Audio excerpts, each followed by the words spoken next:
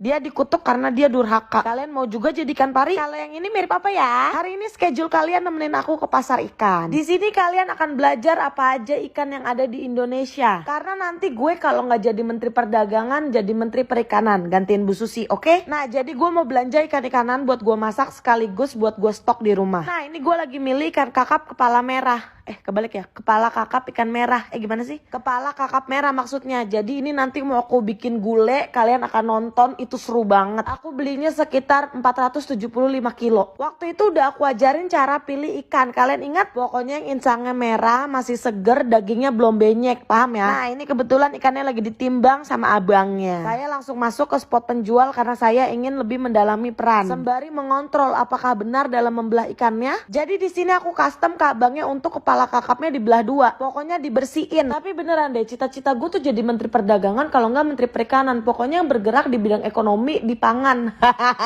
Amin. Nah, makanya nih dari sekarang kita harus belajar untuk membangun Indonesia yang baik dan benar, supaya nanti kalau gue jadi menteri nggak kebanyakan janji. Betul? Saya rasa cukup ya ngeliat kepala kakapnya. Lanjut kita mau lihat udang. Di sini udangnya nggak sesuai sama harapan aku harapannya yang besar-besar. Ini agak kecil jadi aku skip. Nah, ini udang gede-gede nih, tapi ini udang galah, ini udang air tawar, bukan dari laut. Lucu ya, tangannya panjang tapi bukan maling. Nah, lanjut aku beli cumi. Ini aku megang sendiri. Karena apa? Kita harus turun tangan sendiri dalam memilih pilihan terbaik. Pokoknya aku kalau ke pasar aku usahain aku selalu megang sendiri karena aku mau milih supaya pilihan aku tuh seger dan terbaik, sama kayak jodoh. Nah, ini aku tanya ikan apa? Katanya ikan tuna putih. Bohong kali ya? Nah, kalau yang ini namanya rajungan, guys. Kalau yang ini sejenis ikan kue.